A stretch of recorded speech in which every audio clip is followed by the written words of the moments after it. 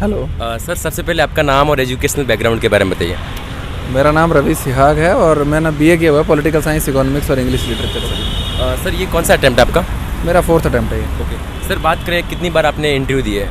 3 बार interview दिया। Okay sir, overall आज के इंटरव्यू की स्पेशली बात करते हैं कि आखिर कैसा गया आपका इंटरव्यू? अच्छा गया इंटरव्यू। ओके सर, शुरुआती क्वेश्चन किस प्रकार के पूछे गए आपसे?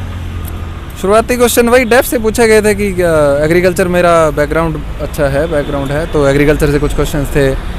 कुछ क्वेश्चंस डेप्थ से थे, जैसे क्विज से रिलेटेड था, और मेरी सर्विस प्रेफरेंसेस से कुछ क्वेश्चन थे, यही सब था। सर इससे पहले भी आपने इंटरव्यू दिया और आज इंटरव्यू दिया, उन्होंने आपको क्या डिफरेंस लगा सर? कोई डिफरेंस नहीं लगा, एक जैसे ही होते हैं सारे इंटरव्यू। अच्छा। हाँ सर बात करें स्पेशली बहुत सारे हिंदी मीडियम के एस्पिरेंट हैं जिनको लग रहा है कि यूपीएससी अब सिलेक्शन हिंदी मीडियम का कम होता जा रहा है। आखिर सर इसके बारे में आप क्या कहना चाहेंगे? ऐसा नहीं है, थोड़ी सी स्ट्रेटजी वगैरह अच्छे से प्रिपेयर करें, और इंग्लिश के मटेरियल को थोड़ा पढ़ना पड़ेगा क्योंकि हिंदी में मटेरियल की कमी है, और थोड़ा सा साइंटिफिक तरीके से अगर हम पढ़ेंगे तो हिंदी मीडियम से भी सिलेक्शन हो सकते हैं। सर अभी आप सर्विस में भी है, सर्विस में होने के बाद में भी इस बार आप इंटरव्यू देने जा रहे हैं, तो सर आप किस टाइम मैनेजमेंट किस प्रकार कर रहे हैं? टाइम मैनेजमेंट करना पड़ता था, सुबह जल्दी उठना पड़ता था, रात को लेट तक सोना पड़ता था, थोड़ा नींद से कॉम्प्रोमाइज़ करना पड़ता था, ये सभी चीज़ें। ओके तो सर बात करें आपके ऑप्शनल सब्जेक्ट क्या है सर? हिंदी साहित्य। ओके, हिंदी साहित्य से रिलेटेड आपको क्या क्या क्वेश्चन पूछे गए? हिंदी साहित्य से रिलेटेड एक्चुअली में शुरुआत जो मेरा इंटरव्यू था वो हिंदी साहित्य से ही हुआ था।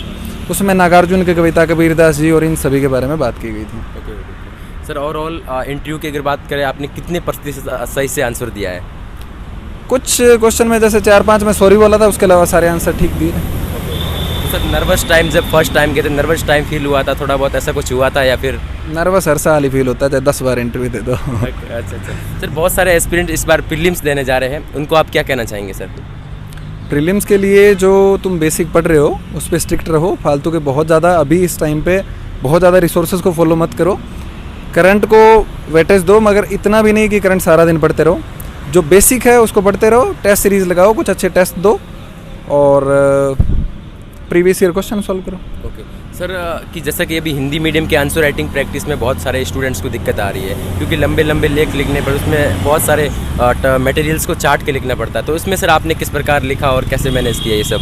देखो, पॉइंट टू पॉइंट लिखना वो सबसे बेस्ट है, कि अगर आप इंट्रोडक्शन कर रहे हो तो उसको ऐसे नहीं है कि आप आधे पेज से ज़्यादा कर दो। बिल्कुल, छोटा इंट्रोडक्शन लिखो, पॉइंट टू पॉइंट उसमें जितना भी पूछा है वो लिखो, और एक अच्छा सा कंक्लूजन दो। मटेरियल बहुत है पढ़ने का, लेकिन वहाँ पे अपन को या तो 150 या 250 वर्ड्स लिखने पड़ते हैं, तो इतने ही लिखो, उसके हिसाब से पढ़ो। कि हम लोगों को पूरा विद्वान नहीं बनना है, हम लोगों को एग्ज़ाम क्लियर करना है, तो उसके हिसाब से पढ़ो। ओके सर, किसी भी काम को जब शुरुआत करते हैं बहुत दिक्कत होती है, चाहे ये यूपीएससी की परीक्षा हो या किसी भी एग्जाम की। जब एस्पिरेंट यूपीएससी की परीक्षा को लेकर चिंतित होता है, तो उसके बारे में सर शुरुआत में तो मटेरियल्स कहाँ से खंगाले, कैसे करें, क्या करें, इसके बारे में सर क्या कहोगे आप?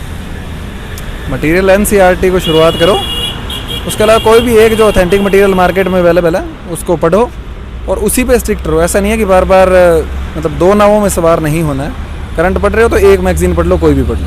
ओके सर, जैसे कि आपने एनसीईआरटी बताया, बहुत सारे टॉपर्स बताते हैं कि सारी एनसीईआरटी पढ़नी चाहिए, कोई बड़े सेलेक्टिव एनसीईआरटी बने, तो सर आपने कौन कौन सी एनसीईआरटी पढ़ी?